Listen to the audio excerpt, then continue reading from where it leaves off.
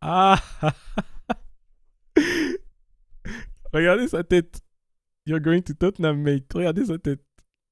Regardez après qu'on ait volé le joueur. Regardez. Non. Ah, qu'est-ce que j'ai rigolé. Qu'est-ce que j'ai rigolé. Ils sont drôles, hein, quand même. Ils sont drôles. Attendez, attendez, on n'a pas fini. On n'a pas fini. Est-ce que tu pensais avoir aisé? Qui est aisé? Attendez, je peux avoir le rire, s'il vous plaît?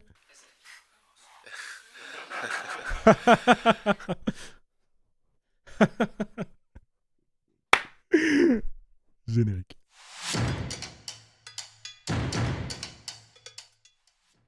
C'est Gunners, j'espère que vous allez bien. Obligé de se moquer des petits frères. Ah, c'est les petits frères, bon. C'est les petits frères du nord de Londres. Ils ont toujours pas compris, donc c'est normal. Il faut pouvoir les gifler un peu de temps en temps pour leur rappeler qui est qui. Bon, voilà. On va pas... Ne vous fâchez pas. C'est comme ça, c'est tout. Vous êtes venus, vous êtes tombés sur un Eberechi de dingue. Voilà, c'est comme ça. C'est comme ça, les gars. J'espère que vous allez bien. En tout cas, installez-vous pour ce petit débrief. Aux petits oignons, on va commencer tranquillement avec la composition. La composition, c'est le truc qui me permet de me recadrer un peu. Parce que des fois, comme vous le savez, j'écris pas mes débriefs et je suis à chaud. Je suis en live, je coupe le live, bam, je lance le débrief. Après, je vais dans tous les sens, j'oublie des choses. Donc quand je me dis compo, comme ça me...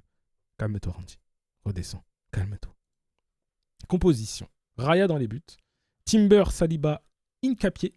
Décidé par Arteta à la place de Mosquera. Moi, j'avais vu Mosquera plus tôt. Il a mis Incapié et Incapié a fait un très bon match, on en parlera aussi. Calafiori à gauche, ça c'est classique. Milieu de terrain, Rice, Zubimendi, Eberechi, Eze, bien sûr. Et devant, Saka, Trossard, Merino.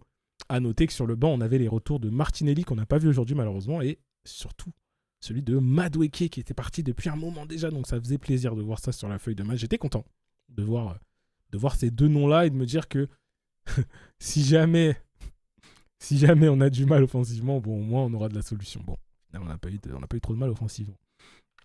La question qu'on s'était posée pendant le débrief, pendant l'avant-match, c'était est-ce que Tottenham va faire son jeu?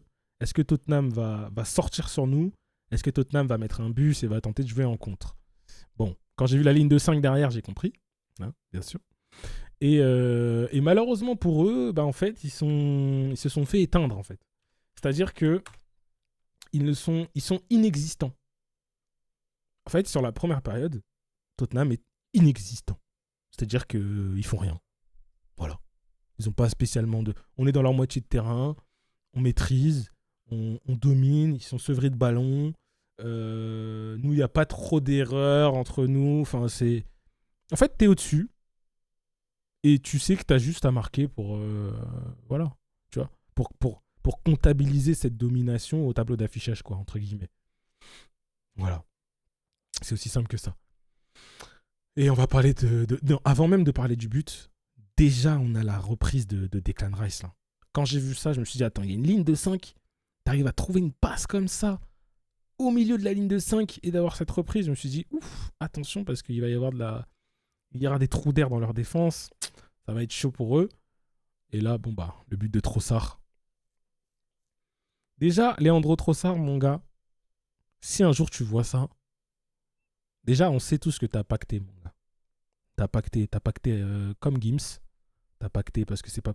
Sous narcolepsie comme ça, sous cerne, on peut pas faire un début de saison comme ça, c'est interdit. Et ce que je disais en live et que je vais redire ici, quand il y a eu la revalorisation salariale de Trossard, j'ai fait une vidéo. Et on a tous fait des vidéos, tous les créateurs de contenu, les anglais et tout. Ouais, on comprenait pas pourquoi, nanani, ceci, cela. Chut.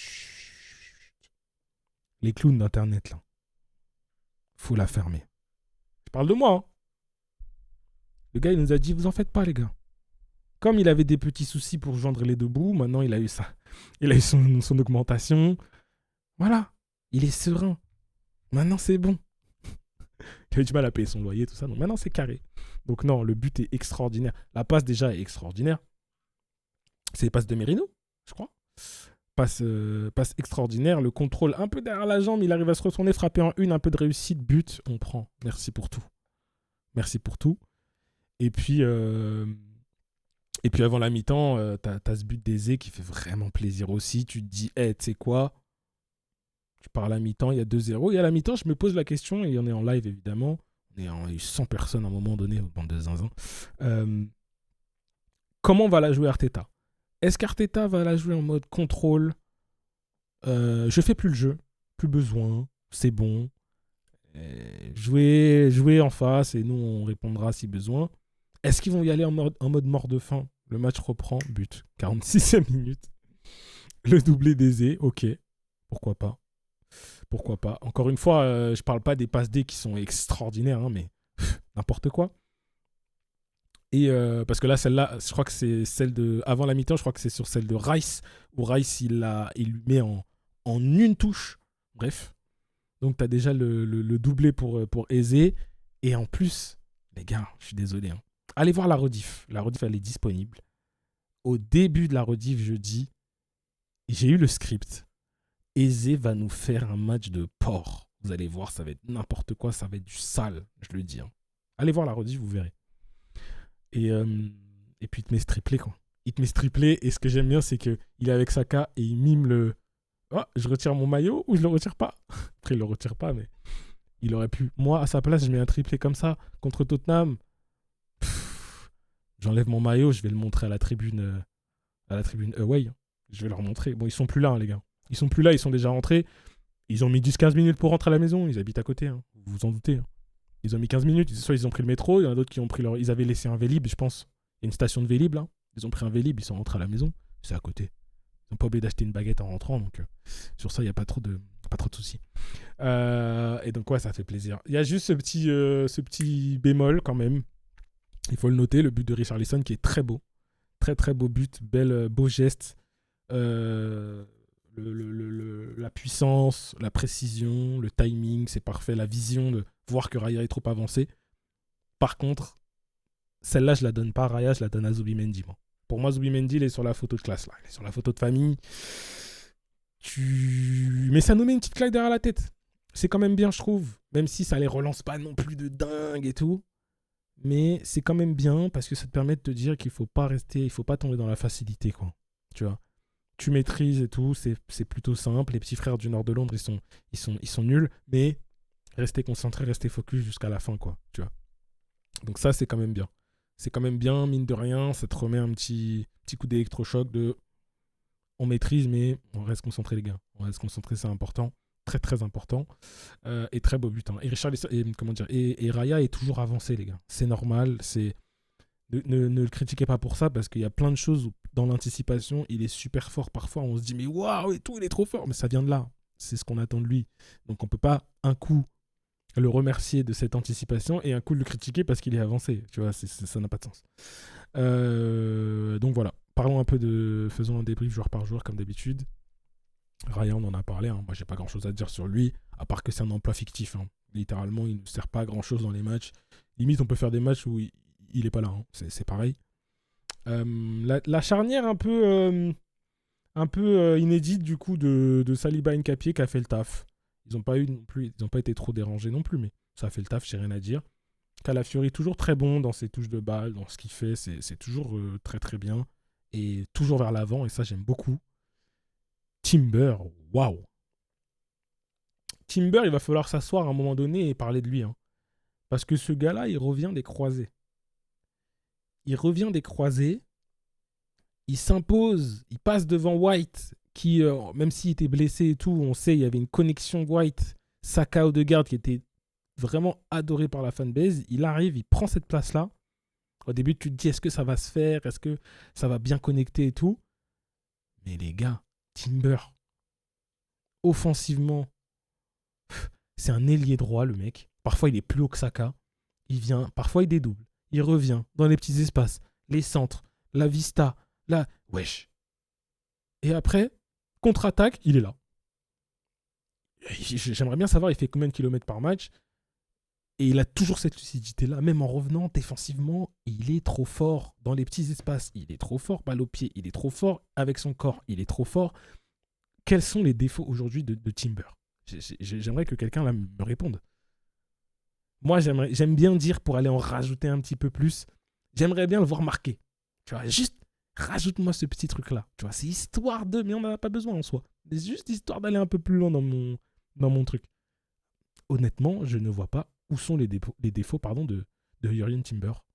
Et il revient des croisés. Je ne sais pas si je l'ai déjà dit, mais il revient des croisés, quand même. C'est dingue. Milieu de terrain, Rice qui fait un bon match. Moi, ce que j'ai bien aimé avec Rice, c'est que dans l'impact, il était là dans l'impact. Dès le début, bam. Je me suis dit, ok, il va être là, il va répondre présent, tu vois. Et avec un Zubimendi, on en a parlé aussi tout à l'heure, c'était intéressant aussi. J'ai pas grand-chose à lui reprocher, à part cette petite erreur. Mais dans la récupération et tout, c'était très très bien. Eze, bon, bah, c'est bon. Hein. On a notre match référence pour Eberechi Eze, ça fait très très plaisir.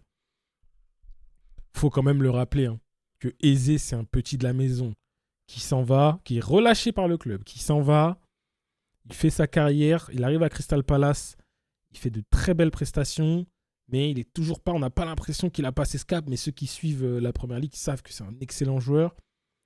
Cette année, pour un mercato, au tout dernier moment, il va à Tottenham, il est dégoûté, hein, on le sait tous. Et nous, Arsenal, on arrive à le piquer à Tottenham last minute. C'est le rêve de sa vie, c'était son rêve quand il était jeune de venir jouer avec nous. Il arrive chez nous. Et quand il joue contre Tottenham, il te fait ce match référence où il t'en met 3. Avec une précision. Enfin, mon gars, enlève ton maillot. Mets-toi tout nu sur le terrain, je comprends pas. Comment t'arrives à garder encore ce... wesh. Vas-y. Personne va rien te dire. L'histoire est trop belle. Maintenant, j'ai besoin qu'Eze, à chaque match, il mette sa patte sur les matchs. Qu'il mette vraiment son empreinte. Et s'il me fait ça toute la saison, on va vraiment se régaler. Parce que qu'est-ce qu'il est fort, ce mec. C'est un génie. Hein. Balle au pied, dans ce qu'il peut trouver, dans la décomplexion, dans les petits gestes, dans les petits espaces et tout. C'est trop grave. Je peux en parler des heures. Je peux en parler des heures. Et devant, Merino fait un bon match. J'ai trouvé. C'était très intéressant, que ce soit dans les ouvertures ou que ce soit la bagarre aussi. Il prend des coups de coude, il prend des sales coups. Saka aussi fait un match très intéressant sur son côté. Un peu moins sur la fin, je trouve. On le voit un peu moins, mais je le critique pas pour ça. Pas du tout. Et puis, Trossard, je sais pas, je comprends pas ce mec. Je comprends pas. Leandro, trop fort. Point faible. Hein. Trop fort. Donc voilà. Très content d'avoir revu Madueke, d'avoir vu un tout petit peu de Nwaneri aussi, qui joue pas assez à mon goût. MLS qui est rentré très très tardivement. Et puis voilà. On attend de voir ce que ça va donner un petit peu l'effectif contre le Bayern mercredi. On n'a que 2 jours là avant le Bayern. Mercredi, c'est le Bayern. On sera évidemment en live. Il y aura une vidéo avant-match avant aussi. Et après, tu as Chelsea dimanche. Moi, le plus important pour moi, les gars, c'est la PL. La LDC, je m'en fiche un peu. Je veux absolument qu'on gagne. On a gagné aujourd'hui. Il faut mettre Chelsea à 9 points dimanche prochain. Je ne pense qu'à ça. Oui, il y a le Bayern entre-temps. C'est intéressant de voir quel est ton niveau et tout. Oui, mais t'as battu le PSG à cette période-là de l'année dernière. Et le PSG a gagné avec des champions. Même si on perd contre le Bayern, j'en ai rien à faire.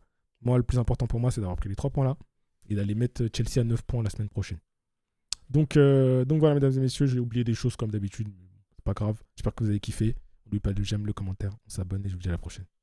Pour de nouvelles aventures. Peace.